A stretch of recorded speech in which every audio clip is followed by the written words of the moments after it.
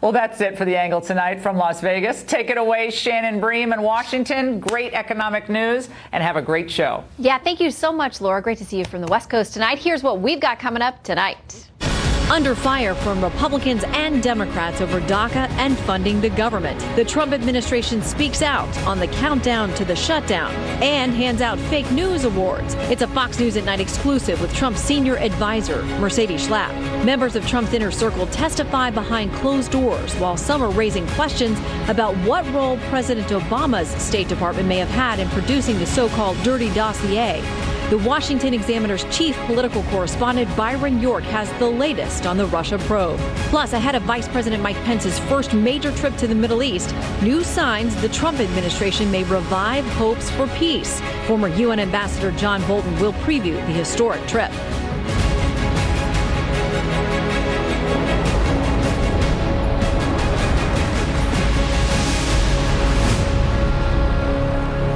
Hello and welcome to Fox News at Night. I'm Shannon Bream in Washington. New tonight, Senate Democrats were reportedly taking a harder line on negotiations over a stopgap spending bill to keep the government open past a Friday night deadline, but gambling that the GOP will take all the heat if a shutdown happens.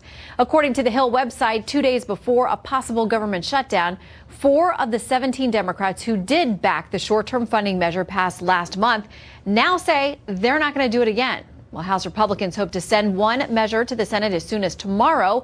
And with some of the GOP publicly saying they're going to vote no, Republicans clearly need every vote they can get. We've got team coverage tonight.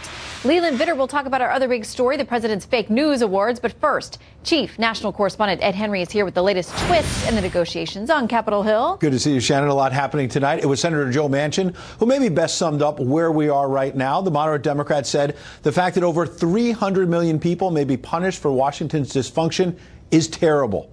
And White House officials are going further tonight, charging Democrats are putting our national security in jeopardy, all to get legal status for the children of illegal immigrants. So on a day when President Trump went to the Hill to help give former Senator Bob Dole the Congressional Gold Medal to celebrate his legacy of compromise, both sides helplessly deadlocked. The president bluntly telling Reuters in an exclusive interview the bipartisan immigration proposal pushed by Lindsey Graham and Dick Durbin is, quote, horrible, and the opposite of what he campaigned on in 2016. Still, this White House is sending signals, at least, it's trying to compromise. The Chief of Staff, John Kelly, meeting with the Congressional Hispanic Caucus today, then telling our own Bret Baier that a deal can be had if Democrats would simply meet the president halfway on his push to crack down on illegal immigration. We think roughly 700 miles of wall, additional wall, to include, and also to include the fencing that's there. Some of it's only barriers to vehicle traffic. About $20 billion. So 700 miles of fence or wall would be a compromise from the 2,000 miles talked about before. But Durbin and other top Democrats made clear they have no plans to compromise on significant funding for the wall or ending the visa lottery program, for example. Instead, they're threatening to vote no on a budget deal that would keep the government open unless it deals with DACA cleanly, prompting Republicans to charge any disruption to military readiness with threats from North Korea to Iran all around the globe will be the Democrats' fault. We want to do everything we can to avoid a shutdown, but we Democrats believe if there is one, it'll fall on the Republicans' backs. The president certainly doesn't want a shutdown, and if one happens, I think you only have one place to look, and that's to the Democrats, who are holding our military and our national security hostage by trying to push through other policies that have nothing to do with the budget. Now, one of the most important players in this, Speaker of the House Paul Ryan, declared this is the most basic responsibility of Congress, the common defense of America. So he's pushing a 4-week deal, keeps the government open, nothing on DACA in there, they deal with that later, but gives Democrats an extension of a popular children's health program, daring Democrats to oppose that. But the truth is a shutdown is not really a shutdown anyway. All critical government agencies stay open. Border Patrol remains in place. Military troops remain at their posts, though their paychecks could be delayed. How do we know this? Well, a businessman named Donald Trump tweeted about this in 2013, Shannon, and was saying, look, there's all these hype about government shutdowns. It doesn't really fully shut down. Now he's president, though. He may have some different ideas about that. Yeah, because the polling shows that he and the GOP may pay if that happens. So That's we'll why see. He wants to deal. This game of chicken continues. We know you're on it. Thanks, Ed. All right, President Trump's long-promised fake news awards are out. They come as some within his own party are criticizing the way he's treating the press. Not only has the past year seen an American president borrow despotic language to refer to the free press, but it seems he has now, in turn, inspired dictators and authoritarians with his own language. Leland Vitter joins us now with the White House's Fake News Awards. All right, what do we got, Leland? All right, Shannon, the president called these the highly anticipated Fake News Awards, and the results were in such demand this evening that when the president tweeted out this link to the awards, traffic overwhelmed the GOP's web server, and the web server itself went offline. The internet has since recovered. And as determined by the president, here are the top 5. Number 5, that tweet by a Washington Post reporter showing a picture of a partially empty Trump rally taken hours before the event with the quote, packed to the rafters. The president tweeted his demand for retraction and an apology, complete with pictures of the rally when he spoke, with the rally actually packed to the rafters. The reporter kept his job but tweeted an apology, noting that the president was fair to call him out. Number 4, according to the White House, in the first hours of the Trump administration, a pool report from the Oval Office. There was a reporter there for a photo op and sent out a note that Martin Luther King's bust was no longer there. There's the pool report right there. The erroneous White House pool report ricocheted around the internet, prompted multiple apologies by the reporter, along with a photo op of the president in the Oval Office with the bust. There you see a picture of the bust by itself in the Oval Office. Number 3 from the White House, a CNN report that during the campaign, Donald Trump Jr. had a sneak peek at hacked documents from WikiLeaks. That report cited an email seen by sources. CNN later admitted their sources got the dates wrong, and the alleged smoking gun email came after the documents were already posted. CNN clarified their report. Number 2, Brian Ross's bombshell report that sent the stock market tumbling. Take a listen. He is prepared to testify that President Trump, as a candidate, Donald Trump, directed him to make contact with the Russians, which contradicts all that Donald Trump has said at this point. ABC said they couldn't stand by their story and then suspended Ross. Number 1 from the White House, what they found to be the most fake news, a column by Nobel Prize-winning economist Paul Krugman with his predictions for the Trump presidency. Writing just after Mr. Trump's improbable victory for the New York Times, Krugman said this: if the question is when markets will recover, a first-pass answer is never. Since that day, the Dow has set record after record, including today, closing above 26,000 for the first time. And Krugman's New Year's 2018 column acknowledged as much, writing on election night 2016, I gave in temporarily to a temptation I warn others about. I let my political feelings distort my economic judgment. In that same column, he doubled down, Shannon, on his prediction of something bad happening, although he admitted he couldn't tell us what it might be or when said bad thing would happen. Well, we will stay tuned then, Leland. Thank you very much for checking them out for us. Connell suggesting that the White House, he says, hasn't been clear where it stands on a DACA deal. I'm looking for something that President Trump supports, and he's not yet indicated what measure he's willing to sign. As soon as we figure out what he is for, then I would be convinced that we were not just spinning our wheels. Joining us now on a Fox News at Night exclusive, the White House Senior Advisor for Strategic Communications, Mercedes Schlapp. Great to have you with us tonight. Thank you for having me. Does that soundbite surprise you at all? Because the White House has been clear on some things, but apparently some of the senators aren't. They don't get the whole program. Well, clearly the president has been very clear on what he expects from a DACA deal and a border security deal. It contains four of his most important priorities. That is, which is dealing with the DACA situation, with securing the border, ending chain migration, and ending the diversity visa lottery system. So this is something that the president talked about last Tuesday in the meeting where he was with both members of the House and the Senate, both Democrats and Republicans. He asked them to come up with a bicameral, bipartisan bipartisan framework on a DACA deal. And this is the responsibility of Congress to ensure that they produce a product, something that the president can support. It's something that we haven't seen yet, especially not when Senator Graham and Senator Durbin came to the White House. It was a very weak proposal, and the president has for months laid out his immigration priorities and what we need to do to end illegal immigration and ensure that we don't recreate a second DACA in the United States. I want to talk about what we're seeing so far in the House proposal. This is the Goodlatte Labrador proposal versus that Senate proposal, and we're talking about the Graham-Durbin. In the House, this is what we have on the table. They say some kind of temporary renewable legal status for DACA, $30 billion for a wall, ending chain migration and the visa lottery, mandating the use of E-Verify by employers, and that the DOJ would be allowed to withhold money, certain monies from sanctuary jurisdictions. So, okay, that sounds pretty tough and what a lot of conservatives would like to see. Now, over on the Senate side, what we had was a 10 to 12 year path to citizenship for DACA, changing, not abolishing the visa lottery. Same thing with the chain migration, changing it, but not completely getting rid of it, and multi-pronged border security, not just a wall. How in the world do those two sides get together? Oh, that's going to be a big challenge. But this is what the president has proposed for these, both the House and the Senate, to find a solution on the DACA deal.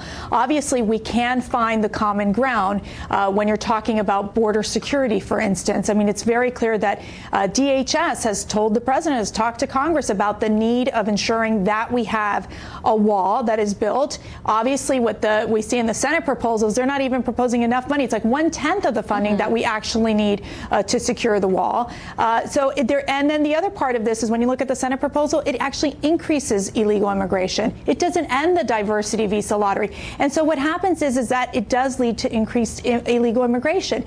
Why do we want to be in that particular situation? It makes no sense. Is that why the president got so mad last week? Oh, because from what I've heard, he did not take this seriously, and he was not happy about what they brought to him. Although General Kelly says earlier in the day the president had gotten a call. He said, "Ooh, it sounds like something good is coming in the Senate." The general was a little skeptical about how quickly this came together because things don't happen that quickly on the Hill.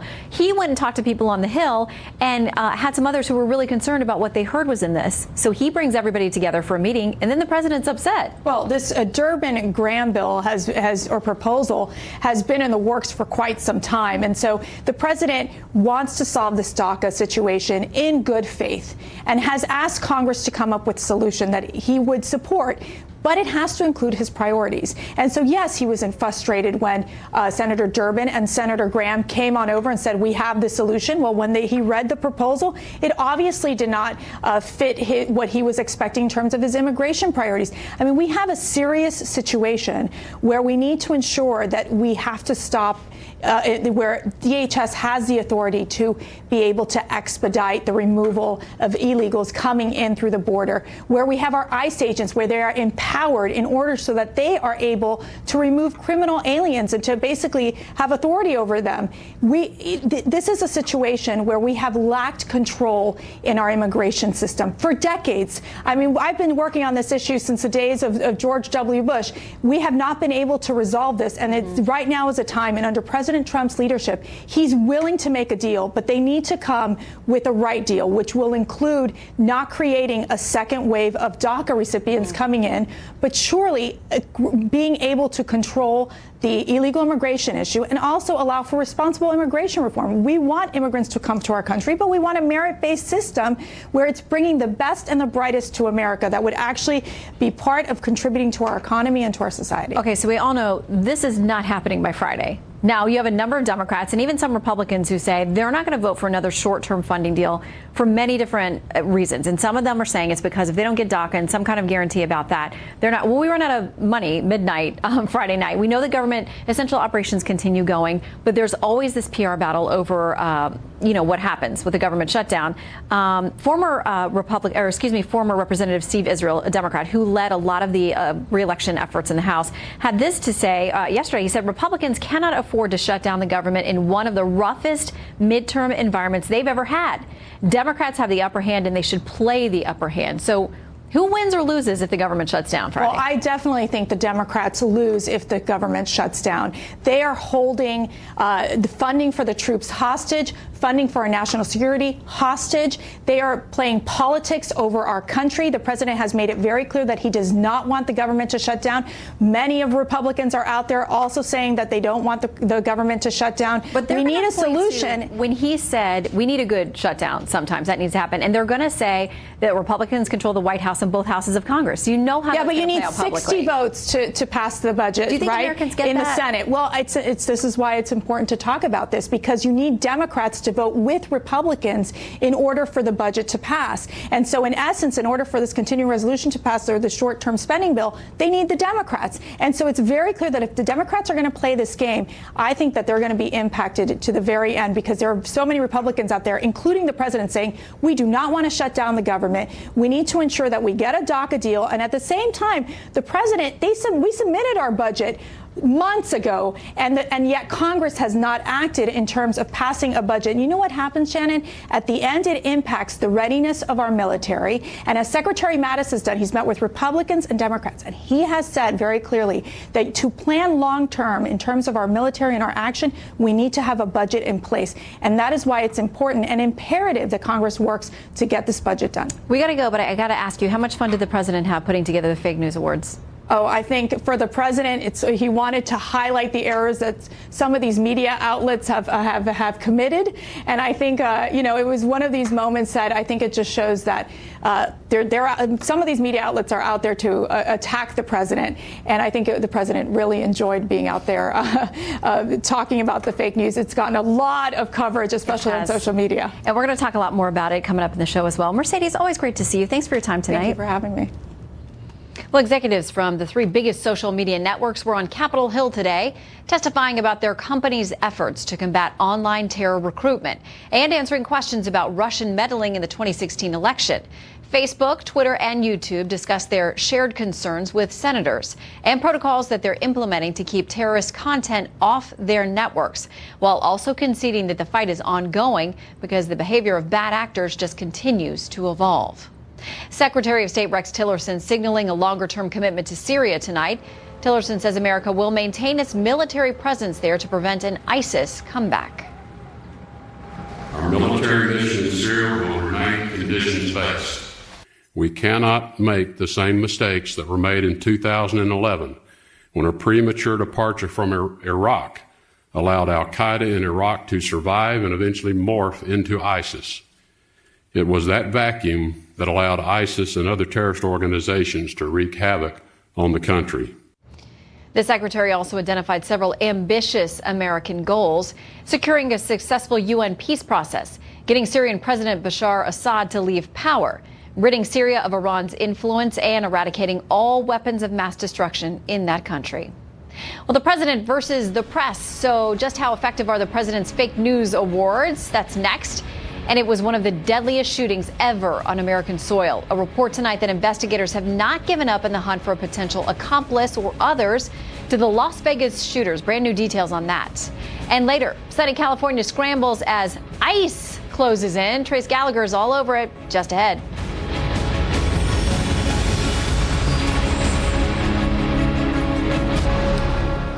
So the fake news awards are going viral tonight. At the same time, the president's being blasted by members of his own party, in addition to members of the media and Democrats, for targeting the press. So is it smart politics, or will the fake news awards backfire? Let's bring in Dan Gaynor, the VP of Business and Culture at the Media Research Center, and Leslie Marshall, syndicated radio talk show host and a Fox News contributor. Welcome to you both. Thank you.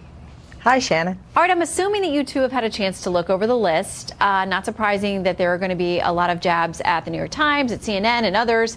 Dan, any surprises for you, or any additions you might want to make? Well, if I did the list, you'd have to add a couple digits. It would probably be 1,000 or so, but I could certainly throw a few more at CNN. They already had 4. I'd give Jim Acosta one just for being a diva, Sanjay Gupta for refusing to accept the actual facts of the president's health, and Brian Stelter for pretty much everything he puts on his reliable sources show, where everything from pretending the president's crazy to whatever hyperbolic silliness he wants to jam on there. All right, Leslie, your turn. I wasn't surprised at the list, Shannon. Actually, I could have told you what it was and gone to Vegas, with that and won. But I would add, actually, the president himself for fake news. I think he had about averaging 5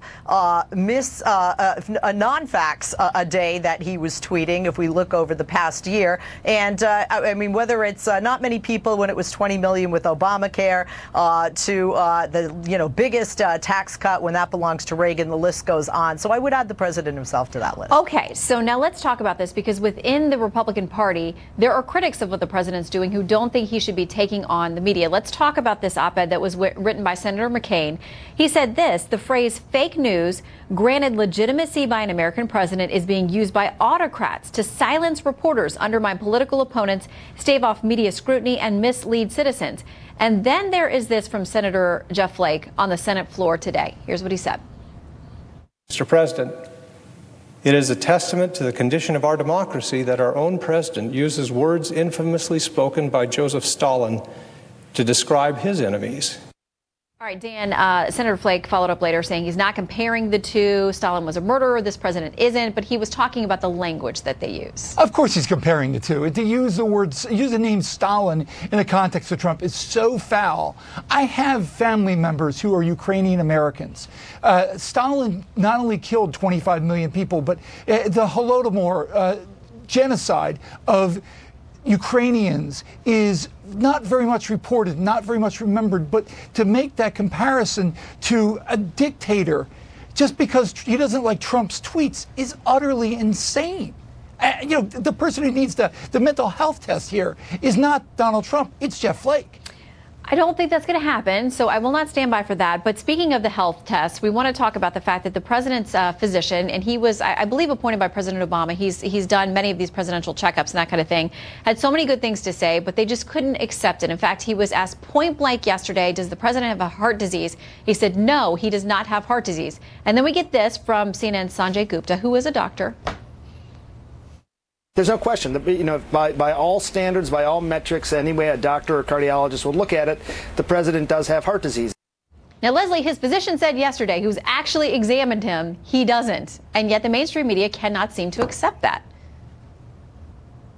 Your take? Well, first of all, I always have a problem. My husband and I talk about this, and he's a physician. Physicians that have opinions on patients they've never met, they've never touched, they've never examined. So I have a problem with that because Sanjay Gupta did not. How can you diagnose a patient when it's never been a patient of yours? And certainly the president has not been seen by Sanjay Gupta. However, we also don't see any president's physician at the White House, regardless of what party the president belongs to, coming out and saying, I'm a little concerned about this or that.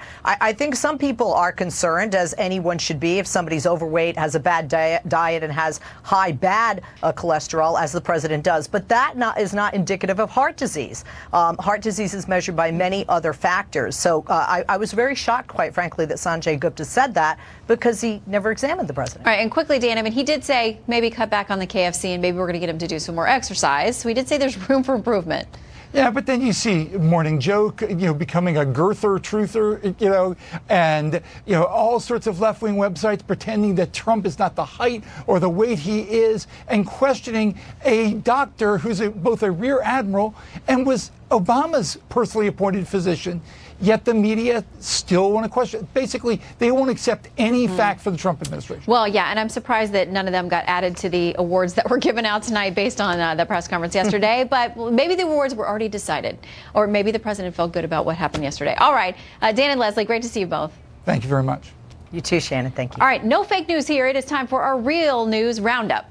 Stocks rocketing higher as Apple announces big plans to hire. The Dow punching through 26,000 as the tech giant says it's investing billions of dollars in its U.S. operations, pledging thousands of new jobs and a new tech center. And guess what's driving it? The new tax law. Because of that, Apple may repatriate $245 billion, nearly all of its overseas cash. While Silicon Valley apparently loves the Trump tax cuts, it still, of course, leans left politically. Take the case of Melinda Byerly, founder of a San Francisco area startup that specializes in, quote, free-range, artisanal, organic, customized digital marketing, unquote. Byerly says she's got a theory on why big tech doesn't open facilities in rural America, tweeting, quote, "No educated person wants to live in an S-hole with stupid people who are violent, racist, and are misogynistic." She went on to tweet about tolerance. She has since said she spoke inartfully, and she's made her account private. Well, days after Chelsea Manning announced a run for the U.S. Senate, the far left is clearly intrigued. Manning is the former Army intelligence analyst who was convicted in 2013 of leaking thousands of classified documents to WikiLeaks and violating the Espionage Act. Former President Obama commuted Manning's 35-year prison sentence, and some of the left think Manning's background could be a plus. One potential supporter appears to be the spokesman for the national progressive group Democracy for America. He says, quote, "Folks that are applying litmus tests for candidates based on criminal record and experience with police, that's one of the many reasons why we don't have the diversity of representation that we need in the U.S. Senate. We're glad to see she's running, and we'll be watching that race." We will too. Well, Unrivaled or Unraveled, we begin a special series on President Trump's first year in office with a look at how his leadership style is like nothing we've ever seen before and how it's turned politics upside down. Trace Gallagher investigates why the administration's immigration crackdown has some California college students scrambling and Democrats worrying about losing a congressional seat, plus a potentially big breakthrough in the Las Vegas shooting probe. Could there be new indictments coming possibly soon?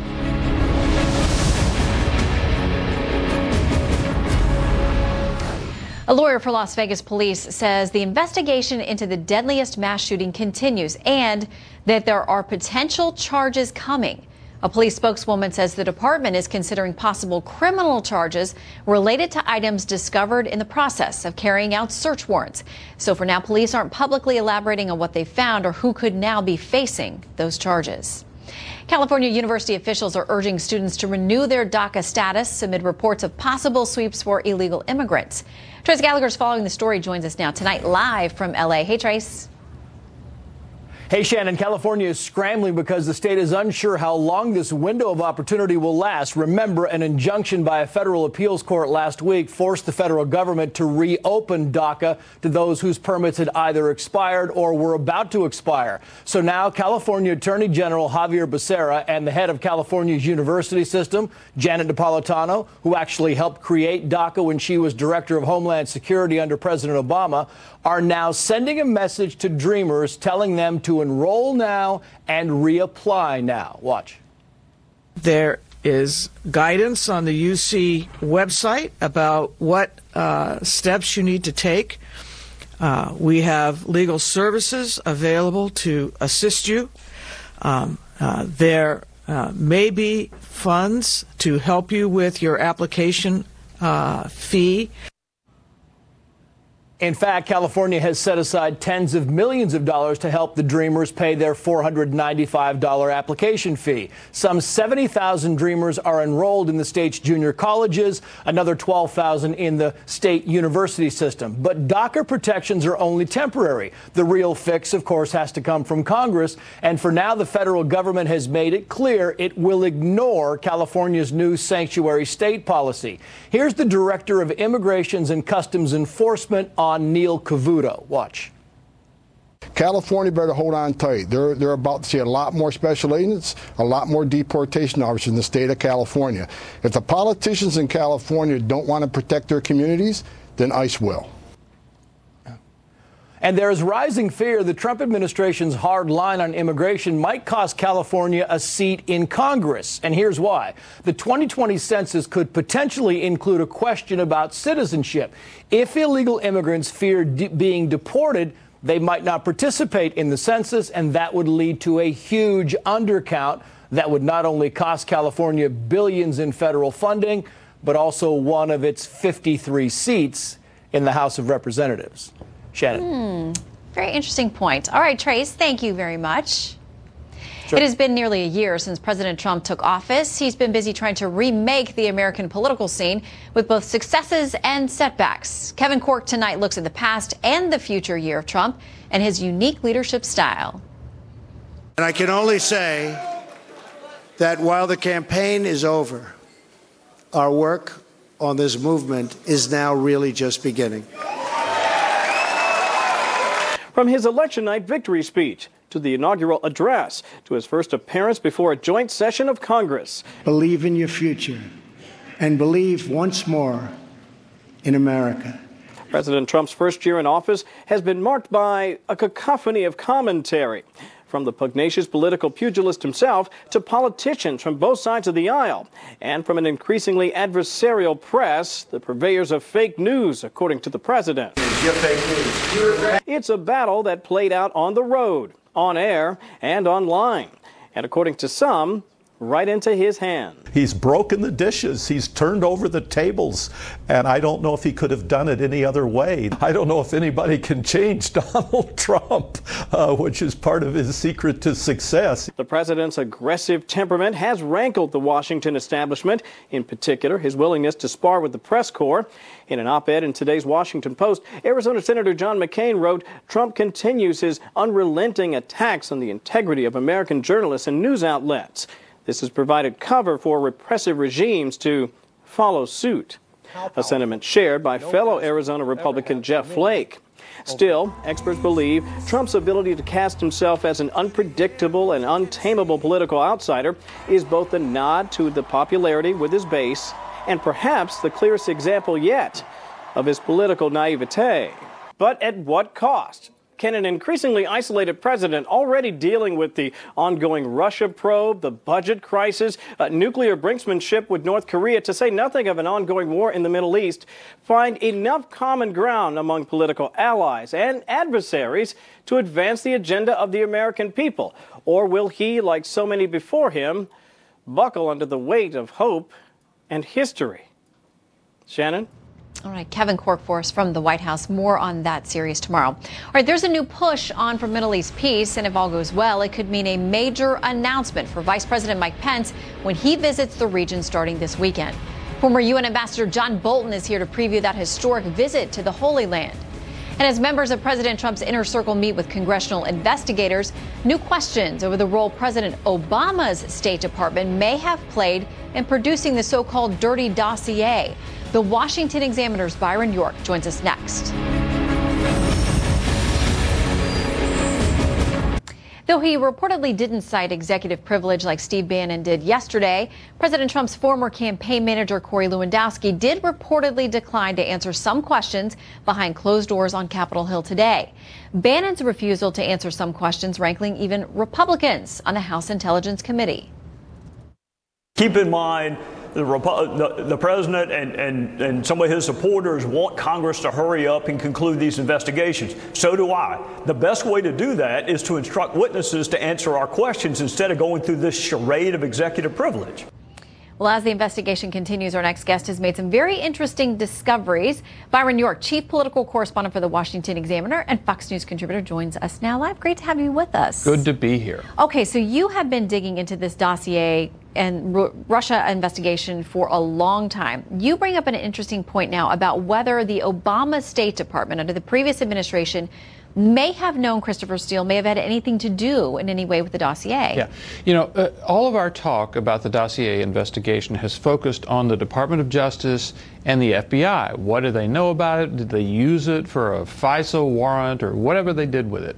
But there is apparently another angle here, which is the State Department around the same time. We do know that Christopher Steele, that former British spy who compiled the dossier, we know he had contacts with the FBI because he had taken part in that World Soccer investigation back in 2014. But what we also know is that he had a lot of contacts at the State Department, too. He had written papers, research papers for some client, for a private client, but he was giving them on Ukraine, the conflict in Ukraine. He was giving them to the State Department, and there's been a book published recently said that they were read all the way up to the John Kerry level, which is as high as you can get in the State Department. So the question is, did the State Department know anything about this dossier research that he was doing as it was going on?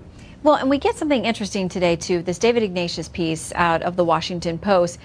He says it adds something interesting to the timeline because now he says the FBI was now very interested in talking to Steele based on the Australian account. Knowledgeable sources say when Australians had gone and said this George Papadopoulos guy who claims to be involved with the Trump administration is talking about possibly the Russians have dirt on Hillary. Well, the Bureau requested another meeting with Steele to dig deeper. That encounter took place around October 1st in Rome with Steele's old FBI contact. At the meeting, the FBI official asked Steele if he'd ever heard of Papadopoulos, according to an official familiar with the meeting, and Steele didn't. So that raises a question about whether the FBI was then sharing information with somebody who was preparing a dossier on a presidential candidate that was being funded by the other presidential candidate. I mean, even inadvertently here. Yeah, it gets kind of complicated. By the way, we should say that Papadopoulos did not make an appearance in the dossier. He was not there.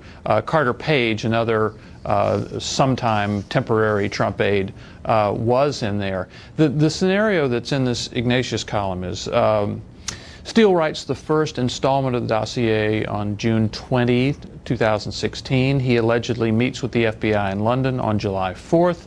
The FBI, according to this telling of the story, doesn't pay all that much attention to it until they find out about Papadopoulos. They put two and two together, and then it becomes a big deal for them. The thing that you brought up, which is that if Christopher Steele didn't know anything about George Papadopoulos and the FBI tells him, I mean, was the FBI even telling the intelligence committees on Capitol Hill about this stuff at the time? Probably not. So that's a real question to raise about the whole investigation. Well, and quickly, we understand the House Intelligence Committee tomorrow is going to make a decision or have a vote about possibly releasing the full transcript of Fusion GPS founder Glenn Simpson's testimony before them, just like happened on the Senate side. And a source tells Fox today, Democrats and Fusion GPS supporters will get some unwelcome surprises if it is published. Do you think they vote yes? Well, they probably, some of them have talked their way into a corner on this because you remember nobody really wanted to release them, and then Glenn Simpson himself wrote an op-ed in the New York Times calling on Congress to release them. Dianne Feinstein did it unilaterally in the Senate Judiciary Committee, so we've read that one, and this one's likely to offer us more details. I don't know if there's any big conflict, but it seems to me it's hard to make an argument now for keeping it secret. Well, we'll see. And maybe that comes as early as in the next couple of days. In the meantime, Byron, always enjoy your reporting and digging on this. Thanks so much. Great to have you with us. All right, while the focus here at home is on a possible government shutdown, the Trump administration is ramping up efforts to achieve peace in the Middle East. And the president accuses Russia of helping North Korea to skirt those international sanctions. We're going to break all this down with former UN Ambassador John Bolton next. Political infighting here at home. The Trump administration is doubling down on Middle East peace efforts.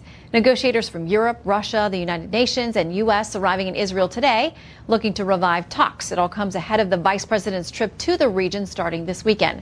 Former UN Ambassador John Bolton and Fox News contributor is here to review that trip. Good to see you. Glad to be here. Okay, so let's talk about this. Do you think anything real is going to get done? I mean, it's only been, centuries of fighting over there, but are we at a point where there is going to be some progress? Well, there's a lot of speculation that the administration may be able to announce some understanding with Saudi Arabia, other important Arab countries. It's hard to believe there's anything that's going to please the Palestinians. They've had a run of bad news here. Recognizing Jerusalem as the capital of Israel, cutting off funds to the UN Relief and Works Agency in Palestine, and other rebuffs, and it's unclear they're even going to meet with Vice President Pence. But look, anything in this area would represent some kind of change. It may be the administration wants to take advantage of the trip to announce it. Okay, so Palestinian President Mahmoud Abbas saying today, Jerusalem is the gate of peace and war, and Trump must choose.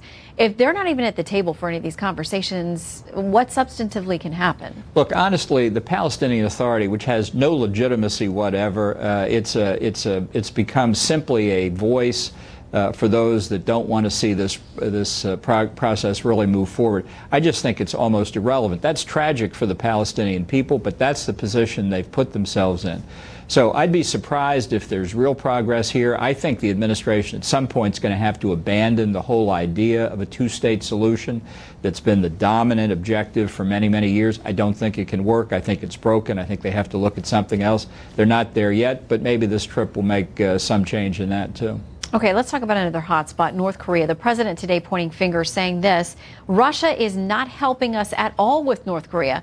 What China is helping us with, Russia is denting. In other words, Russia is making up for some of what China is doing. I think it's a very significant statement, and it reflects the reality on the ground. And I'm not at all sure how much positive China's doing either. Look, China has the real leverage over North Korea. It's not exercising it, but Russia's taking advantage of whatever China's doing to insert itself into the situation as a problem. So you have the State Department the past couple days holding a ministerial level meeting of 18, 20 countries in Vancouver, Canada, that are missing two significant actors, Russia and China.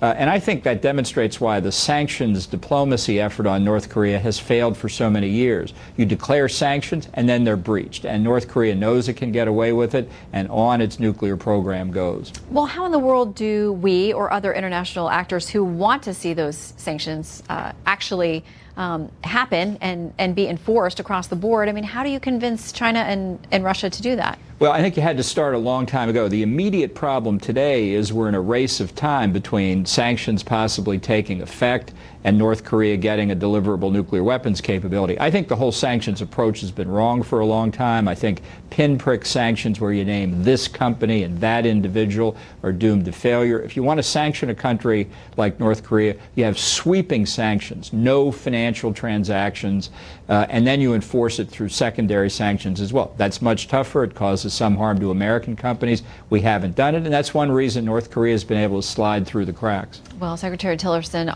urging today some action on all fronts, saying that we should be sober about just how bad this threat is now. Ambassador, always good to have you with us. Glad to be here. Thanks for dropping in. And by the way, on Monday night, we will be live from Jerusalem. We're going to bring you an exclusive interview with Mike Pence, the vice president right there. I'm going to ask him about any possible peace deals. And on a personal level, you'll hear directly from the vice president about what the trip to the Holy Land means for him, for his Christian faith, and efforts they're working on, this administration, to help fellow Christians facing persecution all through that region. We'll see you live from Jerusalem on Monday. Most watched, most trusted, most grateful you spent the evening with us. Good night from Washington. I'm Shannon Bream.